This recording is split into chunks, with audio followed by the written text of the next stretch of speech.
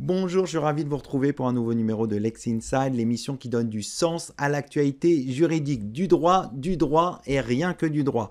Au programme de ce numéro, on va s'intéresser à la réforme du statut de l'élève avocat avec la mise en place de l'apprentissage. Ce sera dans quelques instants avec Pauline Girard, membre de la commission formation professionnelle et exercice du droit au sein du Conseil national des barreaux.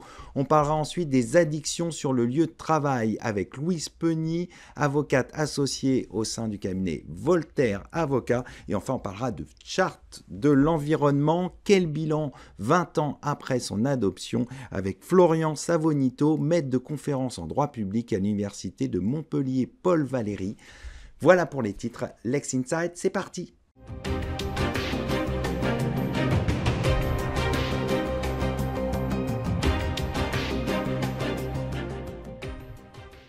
On commence tout de suite ce Lex Inside. On va parler de la réforme du statut de l'élève avocat avec la mise en place de l'apprentissage avec mon invité Pauline Girard, membre de la commission formation professionnelle et exercice du droit au sein du CNB. Pauline Girard, bonjour.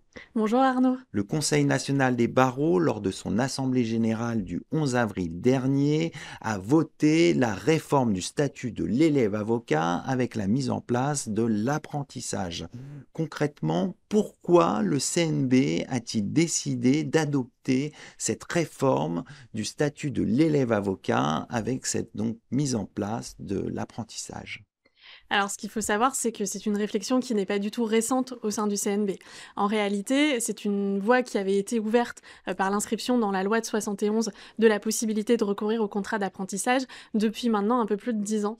Et donc, le CNB avait beaucoup travaillé, notamment sous la mandature précédente, pour commencer à mettre en place, ou en tout cas envisager cette réforme. Et c'est ainsi qu'en octobre 2023, la mandature précédente avait voté une résolution invitant donc notre mandature à continuer à travailler sur ce sujet, à commencer les démarches pratiques de mise en application et notamment l'inscription au RNCP.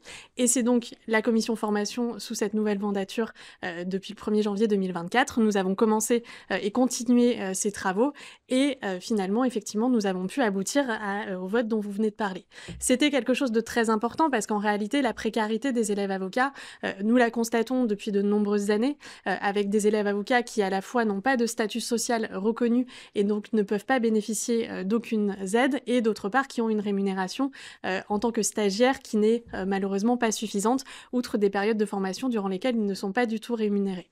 Nous avions aussi constaté une perte d'attractivité de la profession et enfin des difficultés de financement pour les écoles d'avocats et le recours au contrat d'apprentissage nous permettait d'envisager d'apporter quelques solutions à l'ensemble de ces problèmes.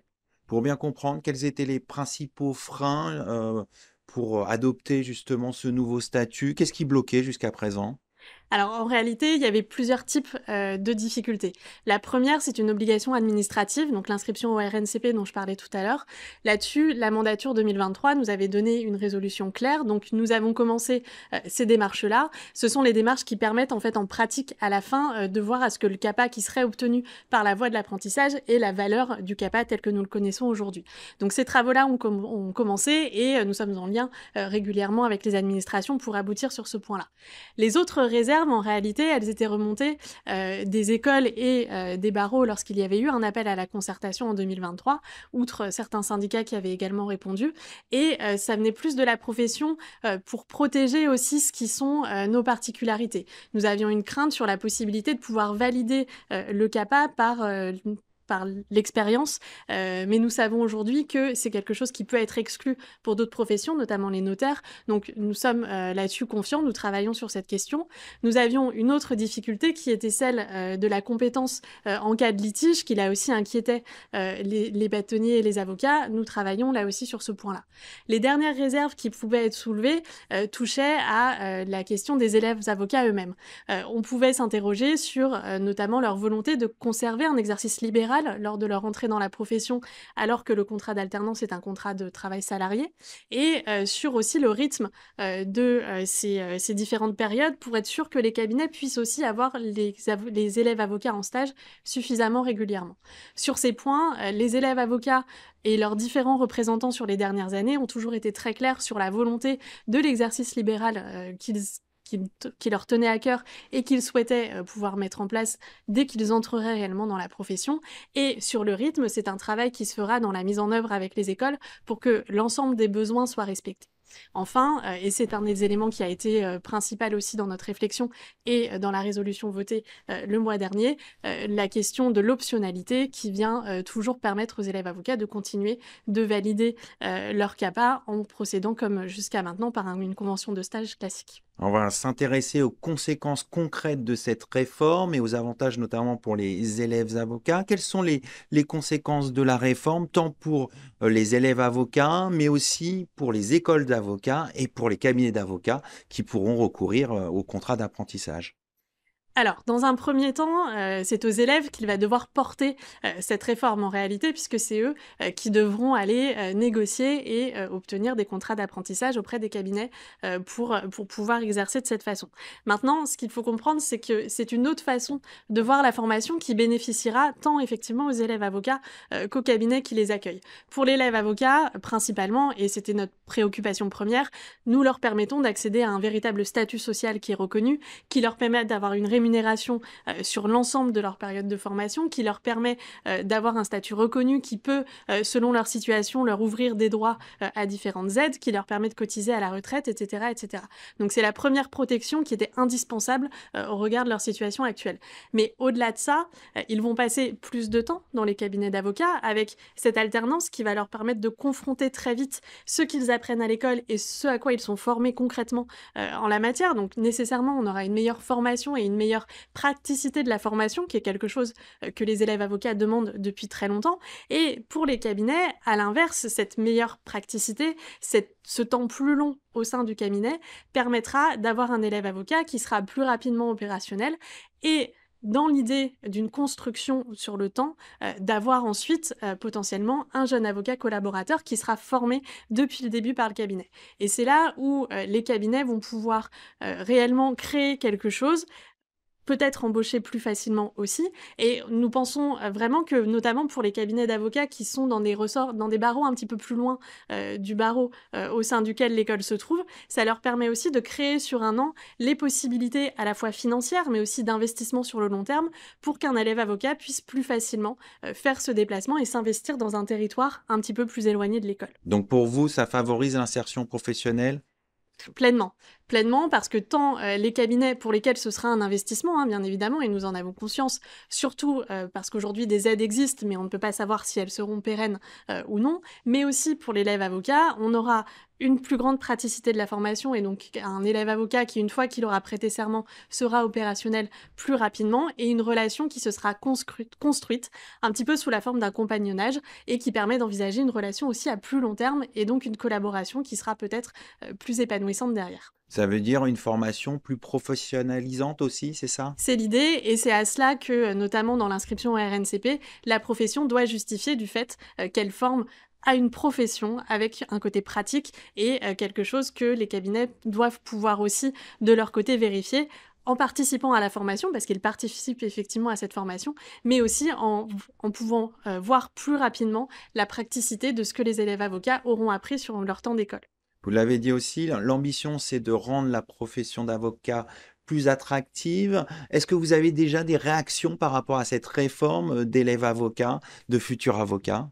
Alors très clairement, les élèves avocats ont salué le vote que nous avons eu au mois d'avril. Je tiens à souligner que c'est un vote qui était à l'unanimité lors de l'Assemblée générale du CNB. Donc c'est effectivement une belle victoire pour la commission formation, pour la profession et pour les élèves avocats qui ont des retours qui ont été très bons. Nous avons eu des retours aussi très bons de l'ensemble des acteurs de la profession, que ce soit les syndicats, les diverses composantes, les barreaux et les écoles qui étaient elles-mêmes en demande aussi de l'avènement de cette réforme. Donc aujourd'hui, il y a encore beaucoup de travail à faire pour la commission formation et pour les écoles parce que c'est quand même beaucoup concrètement sur la mise en pratique de démarches administratives et de repenser complètement la façon dont les écoles fonctionnent.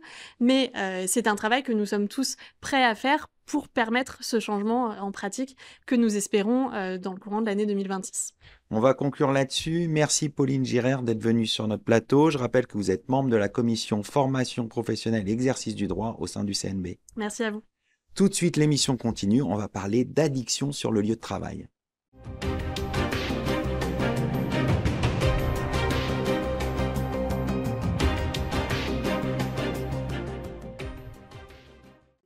On poursuit ce Lex Inside, on va parler des addictions sur le lieu de travail avec mon invité Louise Penny, avocate associée au sein du cabinet Voltaire Avocat. Louise Penny, bonjour. Bonjour Arnaud. Nous allons évoquer ensemble les questions juridiques liées aux addictions sur le lieu de travail. Tout d'abord, quelles sont les obligations légales de l'employeur pour prévenir les risques liés aux addictions sur le lieu de travail? Alors on peut peut-être déjà commencer par rappeler ce qu'on entend par addiction, puisqu'on intuitivement on envisage l'alcool et les drogues au travail. Mais c'est vrai que l'INSERM définit en fait les addictions comme étant des pathologies cérébrales définies par une dépendance à une activité ou à une substance. Donc ça peut être aussi des addictions en fait à des jeux d'argent par exemple, aux réseaux sociaux, etc. Il n'y a D'accord. pas que l'alcool et la drogue, même si D'accord. effectivement en pratique les employeurs sont plus souvent confrontés en fait à des problèmes liés à l'alcool ou à la drogue. Alors, ce qu'il faut également rappeler, c'est que la loi impose à l'employeur une obligation de sécurité. C'est dans le Code du travail. L'employeur doit assurer la sécurité de ses salariés et protéger leur santé physique et mentale. C'est une obligation générale. Et de par cette généralité, eh bien, ça peut également couvrir en fait les conduites addictives qui peuvent mettre en péril en fait la collectivité de travail, puisque le salarié peut se mettre en danger, mais aussi mettre en danger ses propres collègues de travail. À côté de cette obligation générale de sécurité, l'employeur a une autre obligation, c'est l'établissement de ce que l'on appelle le DUERP, donc le document unique d'évaluation des risques professionnels. De quoi s'agit-il? L'employeur doit recenser en fait tous les risques qui sont liés à son activité et on a parfois des facteurs de vulnérabilité qui favorisent en fait sur le lieu de travail des conduites addictives. Alors, quelles sont-elles ces situations? Ça peut être des situations de travail isolé, le travail de nuit, des horaires atypiques. Ça peut être également le travail dans des conditions climatiques relativement éprouvantes. Et donc, ces facteurs de risque peuvent en fait générer des conduites addictives. Et si au travers de cette analyse, l'employeur effectivement recense des facteurs de vulnérabilité qui peuvent faire émerger des conduites addictives, il doit consigner ces risques dans ce document unique d'évaluation des risques D'accord. et y associer en fait des mesures de prévention appropriées, adoptées, pertinentes. Ensuite, c'est le règlement intérieur qui est primordial en la matière. L'entreprise de plus de 50 salariés doit établir un règlement intérieur. Et sur en fait la problématique de l'alcool, le Code du travail est alors peut-être un peu contradictoire si je puis dire. Pourquoi? C'est que d'un côté, il nous dit qu'il est interdit de laisser rentrer sur les lieux de travail et de laisser séjourner sur le lieu de travail des personnes en état d'ivresse. Mais vous avez un autre article qui vous dit qu'aucune autre boisson alcoolisée autre que vin, bière, cidre et poirée, c'est toujours le poiré, le fameux poiré dans le Code du travail, eh bien ces boissons-là sont autorisées en fait sur le lieu de travail. D'accord. Et cet article vous dit également que si en fait la consommation d'alcool peut compromettre la santé et la sécurité des salariés sur le lieu de travail, alors l'employeur doit prendre des mesures dans le règlement intérieur qui peuvent aller jusqu'à une interdiction totale d'alcool, mais il faut que ces mesures dans le règlement intérieur soient proportionnées en fait au but recherché. Donc ce qui veut dire que l'employeur doit recenser tous les postes à risque. Donc, on envisage notamment les salariés qui conduisent des engins, Bien sûr. qui travaillent en hauteur, qui conduisent des véhicules et tous ces postes qui nécessitent un haut degré de vigilance, eh bien pour ces postes, l'employeur a tout intérêt à prévoir une clause zéro tolérance alcool dans son règlement intérieur. D'accord. Bah justement, on va évoquer la question de la responsabilité de l'employeur en cas d'accident du travail, hein. Ça peut être le cas pour les postes que vous venez d'évoquer. Quelle est la portée de la responsabilité civile et pénale de l'employeur en cas d'accident du travail impliquant un salarié en situation d'addiction? Les sanctions peuvent être tout d'abord civiles. Si l'employeur n'a pas adopté des mesures de prévention en fait pour justement se prémunir de ces risques, on peut évoquer en tout cas un manquement à l'obligation de sécurité de l'employeur qui peut se solder par une indemnisation devant une juridiction prud'homale. Donc concrètement, l'employeur qui est condamné à verser des dommages et intérêts au salarié pour manquement à son obligation de sécurité. Le salarié ayant été victime d'un accident du travail, il peut faire reconnaître la faute inexcusable de son employeur. Donc la faute inexcusable, c'est l'employeur qui savait que le salarié était exposé à un danger, pour faire simple, et qui n'a pris aucune mesure pour préserver son salarié du danger. D'accord. Et dans ce cas-là, les conséquences en fait pour le salarié, c'est qu'on a une majoration maximale de sa rente. et une indemnisation complémentaire. Donc en général, il y a une expertise où l'expert va venir définir les préjudices. Tout ceci, en fait, est payé par la caisse primaire d'assurance maladie qui ensuite va se retourner par le biais d'une action récursoire contre l'employeur. Et puis, on peut également envisager une responsabilité pénale. Ça peut être Bien sûr. non-assistance à personne en danger, voire homicide involontaire si il y a décès. Alors, on va s'intéresser maintenant au pouvoir disciplinaire de l'employeur. Quelles sanctions disciplinaires l'employeur peut-il prendre à l'encontre d'un salarié dont l'addiction a mis en danger la sécurité au travail d'autres salariés? Alors, il y a toute une échelle de sanctions à la disponibilité de l'employeur, de la sanction la moins grave à la plus grave. Donc, ça peut être un avertissement, une mise à pied, un licenciement pour faute simple, pour faute grave. La faute lourde, on l'exclut puisqu'elle nécessite l'intention de nuire à son employeur. Donc, on ne On reviendra l'écarte. pas. Voilà. Et donc là, tout dépend. C'est-à-dire que le seul fait, par exemple, d'être sur le lieu de travail sous l'emprise de l'alcool ou d'un produit stupéfiant, en soi, ne caractérise pas nécessairement une faute grave. C'est-à-dire que quand on regarde la jurisprudence, on s'aperçoit que les juges vont prendre en compte différents paramètres. Est-ce que c'est un comportement qui s'est réitéré?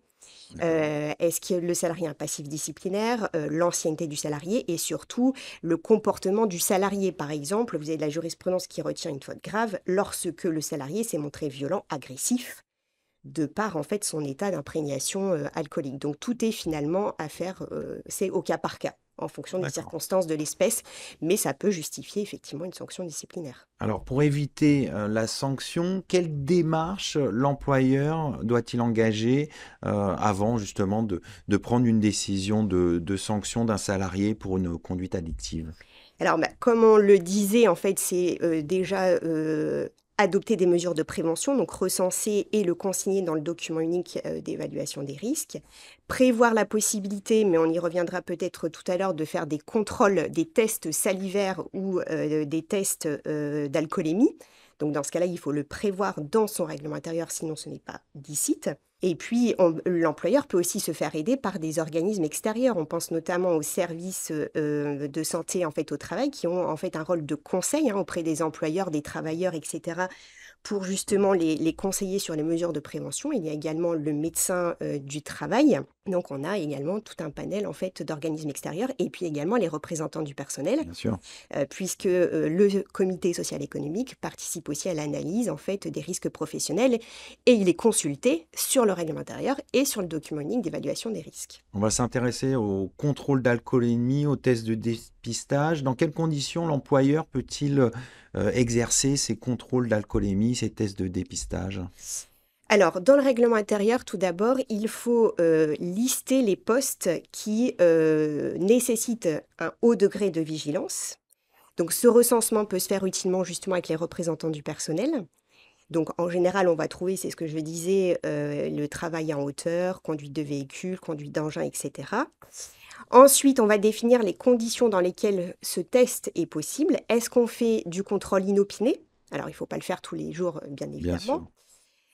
Et est-ce qu'on le fait, ou alors est-ce qu'on le fait lorsque manifestement un salarié montre des signes d'ébriété? Les deux sont possibles. On peut prévoir dans le règlement intérieur et du contrôle inopiné et du contrôle sur présomption d'état d'ébriété. Et ensuite, il faut assortir ce contrôle de garantie. Donc, il faut, en général, ce qu'on prévoit, c'est que le contrôle se fait quand même à l'abri des collègues de travail, dans une pièce, etc. La possibilité pour le salarié, en fait, de faire appel à un témoin, de se soumettre à une contre-expertise. Donc, tout ceci est D'accord. cadré quand même Il par y a des la garanties pour le salarié. jurisprudence, évidemment, voilà. Et l'employeur a tout intérêt à respecter scrupuleusement ce qu'il a écrit dans son règlement intérieur, parce que s'il fonde une sanction sur la base d'un test qui n'a pas été réalisé dans des conditions prévues par le règlement intérieur, la jurisprudence risque de juger ce contrôle illicite. On va conclure là-dessus. Merci Louise Penny d'être venue sur notre plateau. Je rappelle que vous êtes associée au sein du cabinet Voltaire Avocat. Merci à vous. Tout de suite, l'émission continue. On va parler de la charte de l'environnement.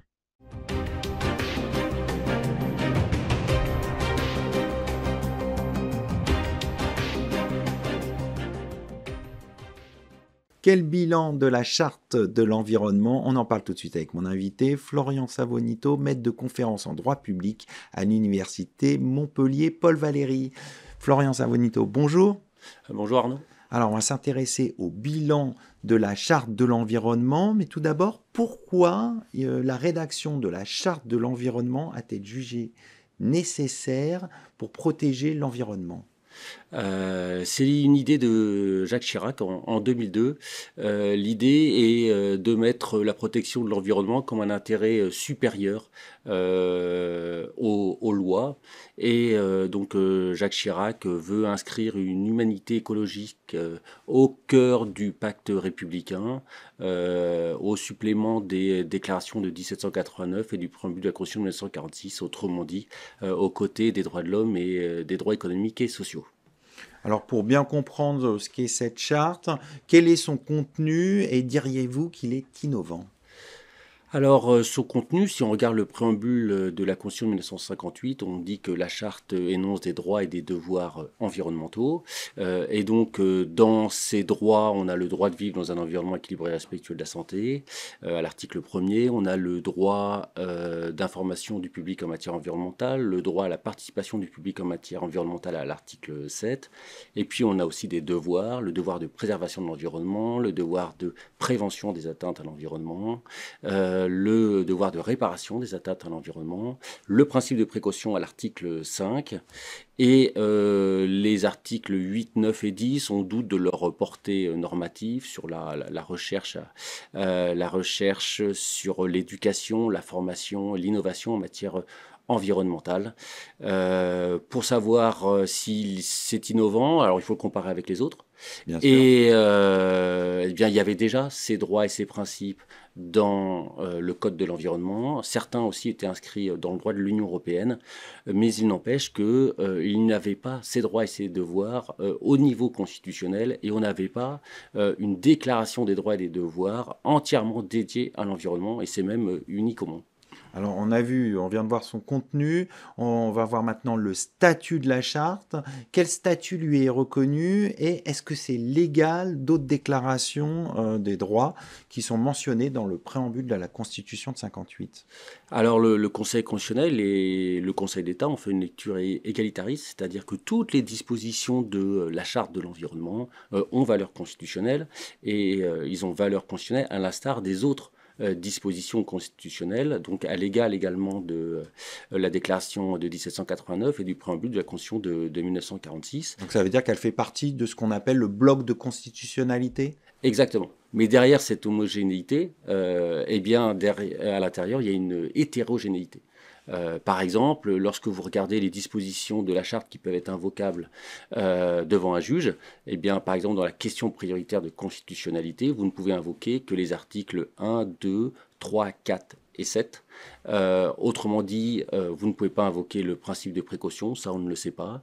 On ne sait pas non plus si on peut invoquer les articles 9 et 10. Par contre, on sait qu'on ne peut pas invoquer les 7 alinéas du préambule de la charte de l'environnement, et on ne peut pas non plus invoquer l'article 6, le principe de conciliation des politiques publiques, et l'article 8 de la charte. Alors qu'est-ce qu'il faudrait faire pour aller plus loin et pouvoir invoquer les articles que vous venez de mentionner?